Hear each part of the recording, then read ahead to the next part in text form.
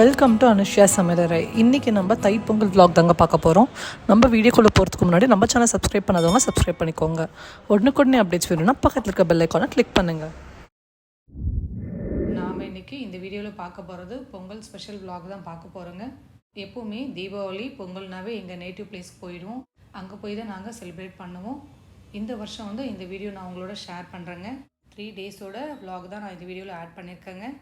இந்த வீடியோ பார்த்தீங்கன்னா ஒரு 10 நாளைக்கு முன்னாடி அப்லோட் ஆக வேண்டியதுங்க.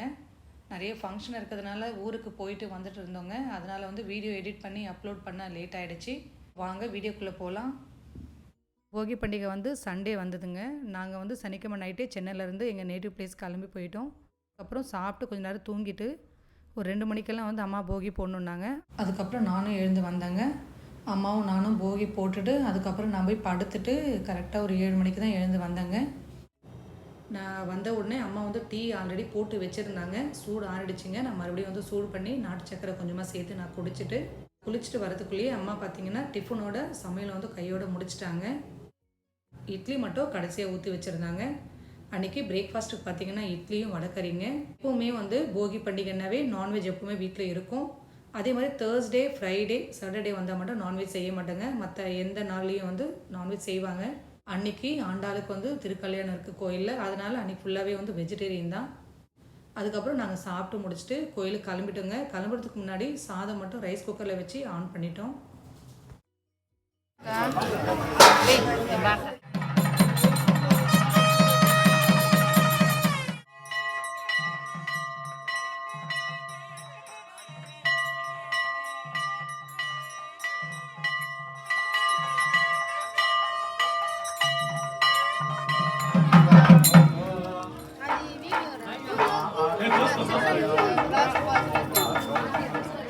இது பாடினே இது 3 பாடிடணும். கோதை பிறந்த இது 3 அப்படியே பாடிடணும். கோதை பிறந்த ஊர் கோவிந்தன் வாழும் ஊர், சோதி மணிமாடன் தோன்றும் ஊர், நீதியால் நல்ல பக்தர் வாழும் ஊர், நான்மறை தோழும் ஊர். ஆல்ரெடி மாதத்தில் 30 நாளுமே டெய்லி ஒரு 10 பேருங்க 5 மணிக்கு போய் திருப்பாவை பாசனம் வந்து பாடிட்டு இருந்தாங்க. இன்றைக்கி கடைசி நாளுங்க. 30வது பாசனம் வந்து பாடிட்டுருக்காங்க. ரொம்ப கஷ்டந்தாங்க. ஏன்னா டெய்லி வந்து அவங்க 3 மணிக்கெல்லாம் எழுந்து ரெடியாகி அதுக்கப்புறம் 5 மணிக்கு போய் பாட்டு பாடிட்டு இருந்தாங்க. கல்யாணம் முடிஞ்சு எல்லாம் பிரசாதம்லாம் வாங்கி சாப்பிட்டு அதுக்கப்புறம் வீட்டுக்கு வந்து நான் வந்து மசாலா வடை தான் செஞ்சிட்ருக்கேங்க. இந்த வடை வந்து காலையிலேயே அம்மா டிஃபனுக்கு செய்கிறேன்னாங்க. நான் தான் வேண்டாம் மத்தியானத்துக்கு செஞ்சுக்கலான்னு சொல்லி ஃப்ரிட்ஜில் வச்சுட்டேங்க மாவு. மத்தியானம் சாப்பிட்டுட்டு நான் போய் படுத்துட்டேங்க. நைட்டு சரியாக தூக்கம் இல்லாதனால நல்லா வந்து ரெஸ்ட் எடுத்தோம் ஒரு 2-3 மணி நேரம். நாங்களும் அதுக்கப்புறம் தங்கச்சி ஃபேமிலி வந்து ஹோட்டல் போகலான் தான் கிளம்புனோங்க. எங்கள் கிராமத்துலேருந்து ஒரு 2 கிலோமீட்டர் தள்ளி தான் ஓப்பன் பண்ணியிருக்காங்க. இந்த ஹோட்டல் வந்து புதுசாக ஓப்பன் பண்ணதாங்க. ஒரு 6 மாதம் ஆச்சு. நான் வெஜிடேரியன் ஹோட்டல். எப்போவுமே போகினாவே நான்வெஜ் வந்து சமைப்பாங்க. இன்றைக்கி 2 வேலையுமே இல்லை, 2 வேலையுமே வெஜிடேரியன் தான். அதனால தான் இந்த ஹோட்டலுக்கே வந்து பசங்க போகலான்னாங்க. எப்படி இருக்குன்னு சொல்லி ட்ரை பண்ணலான்னு தான் போனோம். ஆனால் நல்லா தான் இருந்ததுங்க டேஸ்ட்டு. சாப்பிட்டு முடிச்சுட்டு அதுக்கப்புறம் வீட்டுக்கு போயிட்டோம். மறுநாள் வந்து தைப்பொங்கல். காலையில் எழுந்து எப்போவுமே கோலம் போட மாட்டாங்க. முதல் நாள் நைட்டே தண்ணி தெளித்து கோலம் போட்டுடுவோம். எனக்கு வந்து கோலம் போட வராதுங்க. கோலம் கல்லில் போடுவேன். ஆனால் எனக்கு அந்த கோலம் மாவு வந்து கரெக்டாக போடவே வராது. அதனால் பக்கத்தில் இருக்க பொண்ணுங்க அவங்க வந்து போட்டுட்ருக்காங்க. அவங்க போட்டதுக்கப்புறம் நானும் தங்கச்சியும் கலர் மட்டும் போட்டோம். நாங்கள் கலர் போட்டு முடிச்சதுக்கப்புறம் அண்ணி வந்து கோலம் மாவு போட்டாங்க மேலேயே.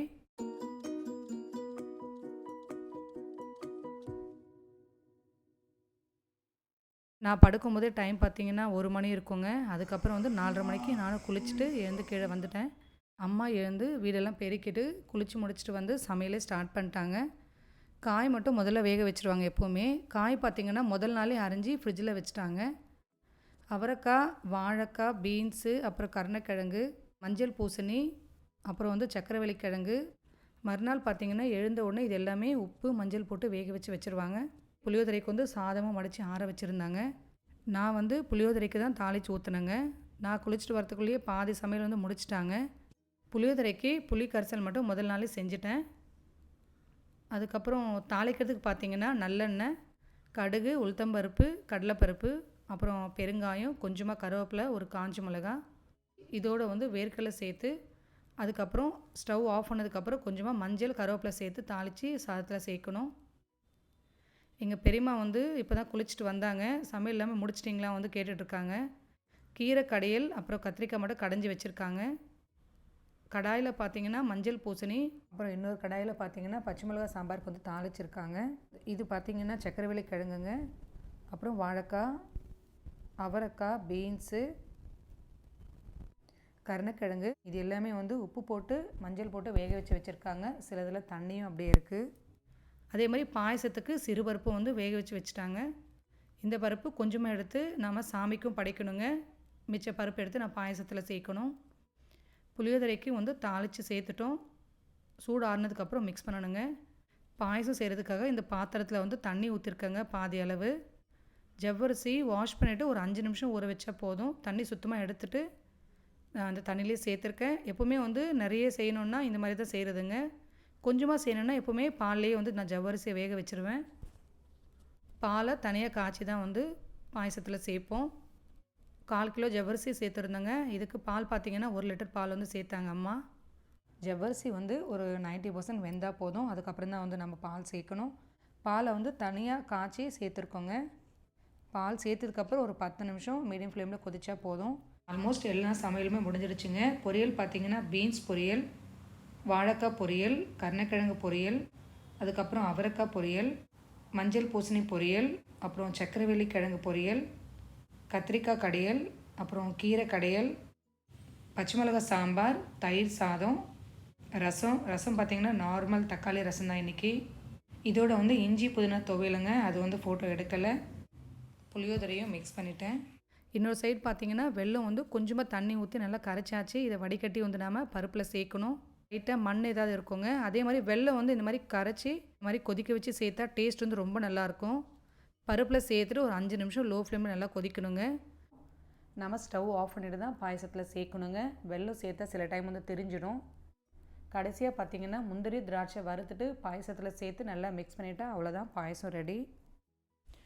உளுந்து வடைக்கு மாவு வந்து அரைச்சிட்டு வந்துட்டாங்க. இனிமேல் தான் வடை தட்டி சேர்க்கணுங்க. இதில் அரைக்கும் போதே பச்சை மிளகா அப்புறம் இஞ்சி வந்து அரைச்சி சேர்த்துருவோம். அப்புறம் பெருங்காயம், கருவேப்பிலை கொஞ்சமாக சேர்த்து உப்பு சேர்த்து நல்லா மிக்ஸ் பண்ணி வச்சுட்டாங்க. நான் வந்து வடை தான் தட்டி போடணுங்க. எப்போவுமே எந்த விசேஷமானாலும் தயிர் வடை, அதுக்கப்புறம் வந்து மெது வடை ரெண்டுமே இருக்கும். இந்த தயிர் வடை ரெசிப்பியும் வந்து நம்ம சேனலில் இருக்குங்க. நான் எல்லாமே வந்து டிஸ்கிரிப்ஷனில் கொடுக்குறேன். இன்றைக்கி செஞ்ச சமையல் எதுலேயுமே வந்து வெங்காயம் சேர்க்காம தான் செய்யணுங்க. வடையும் வந்து ரெடி ஆகிடுச்சு.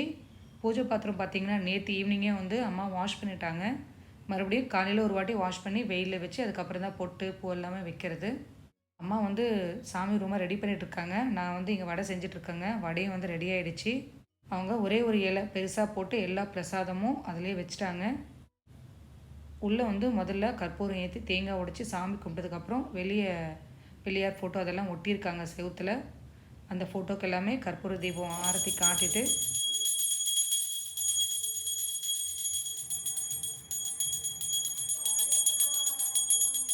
அதுக்கப்புறம் உட்காந்தவங்க ஆண்டாள் பாசுரம் வந்து பாடிட்டுருக்காங்க.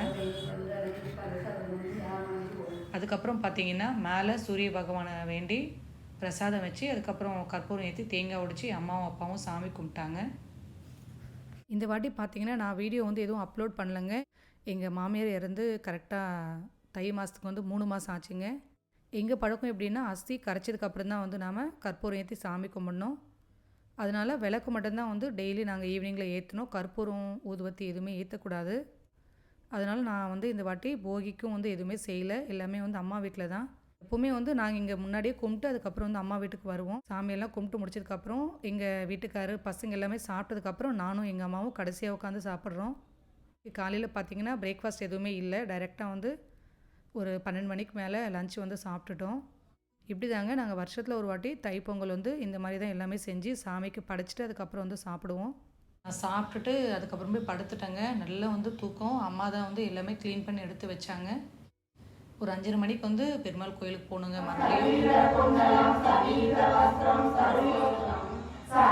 டெய்லி இந்த மார்கழி மாதம் 30 நாளுமே வந்து ஒரு 10 பேர் டெய்லி திருப்பாவை பாசுரம் வந்து பாடிட்டு இருந்தாங்க. இன்றைக்கும் வந்து பாடிட்டு தான் இருக்காங்க. நம்ம பாடலைனாலும் உட்காந்து கேட்டாவே ரொம்ப நல்லதுன்னாங்க. நானும் தங்கச்சி எல்லாமே உட்காந்து கேட்டுட்டு தான் இருக்கோம். இதை முடிச்சுட்டு அவங்க அதுக்கப்புறம் கொப்பி தட்டினாங்க. அதுக்கப்புறம் வந்து கோலாட்டமும் ஆடினாங்க. அதுக்கப்புறம் தான் நாங்கள் வந்து வீட்டுக்கே போனோம்.